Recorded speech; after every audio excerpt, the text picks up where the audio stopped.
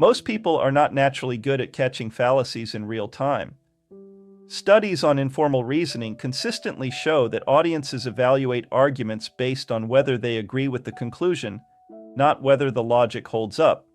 In other words, if a fallacy tells us what we want to hear, we tend not to notice it's a fallacy at all. That's not an insult. It's how human reasoning works under normal conditions, which is exactly why training that muscle matters. Welcome to the Critical Thinking Literacy Channel's Attack on Reason series. I'm John Bala. In this video, we examine the slippery slope fallacy. The slippery slope is one of the most common rhetorical traps in public discourse. It asserts that a relatively small initial step will inevitably lead to a chain of negative events, culminating in disaster. The fallacy occurs when someone claims that if we allow A to happen, then Z will eventually follow.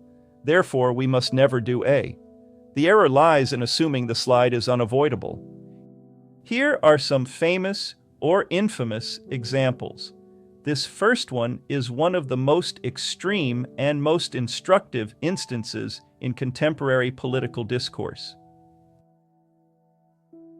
The argument goes something like this. If we affirm transgender identity and extend equal legal protections, we will be forced to affirm any self-identification, including people who identify as animals, and inevitably normalize bestiality or pedophilia, or both. Researchers at the Williams Institute studied crime data from states with and without transgender non-discrimination policies. They found no evidence that such policies were associated with increased safety incidents. None. Legal recognition rests on a clear foundation, the medical consensus of major health organizations, which affirm that gender-affirming care improves health outcomes. It is a matter of civil rights. It is a matter of human dignity. What is the mechanism by which legal recognition requires us to eliminate the distinction between a person and an animal? Because there is no mechanism. These are the foundational principles on which civil rights law is built. For our second example, we go back more than a century to a debate whose core slippery slope argument is still being made today in school board meetings and courtrooms across the country. The argument runs like this. If we teach that humans evolved from earlier primates, that we are biological animals, then children will conclude that human life has no special value. If life has no value, morality has no foundation, and society collapses. This argument reached its most prominent American stage in 1925 at the Scopes trial. William Jennings Bryan argued that teaching evolution would set off a causal chain ending in moral catastrophe. That is a textbook slippery slope argument. There are three problems with this argument. Problem one, it commits a category error. Science describes what is. Ethics concerns what ought to be. This is called the is-ought problem. You cannot logically derive an ought from an is, or so argues David Hume. In other words, science is in the business of facts, or ices, whereas ethics is in the business of values, or oughts. Problem two, the predicted cascade has been empirically tested and failed. The countries with the highest rates of acceptance of evolutionary theory are among the most stable and well-functioning societies in the world. The predicted catastrophe has not arrived. Problem three, the argument has been used to justify demonstrably harmful policy.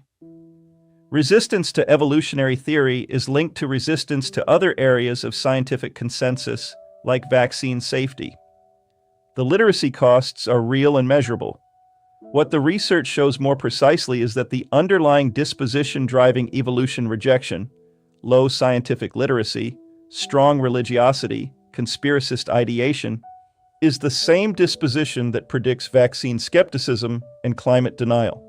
The final irony is that the catastrophe predicted never came, but the damage caused by the argument itself is well documented. The slippery slope uses speculation to bypass inquiry. Democracy requires facing choices on their own merits. So now you've seen the slippery slope in action. The way it moves fast, sounds urgent, and rarely stops to show its work. The goal here isn't to make you suspicious of every argument you hear. It's to slow the moment down just enough to ask one question. Does each step in this chain actually follow from the last? Not, do I agree with where this ends up? But, was I ever shown a reason to believe it gets there? That's the difference between being persuaded and being led. Most fallacies don't feel like fallacies. They feel like common sense. They feel like someone finally saying the obvious thing. The slippery slope works because momentum feels like logic, and emotion fills in wherever evidence is missing. But you've trained that muscle now. And once you can see the structure of an argument separate from its conclusion, that skill doesn't go away. It just gets faster and better. Until next time, think critically and choose wisely.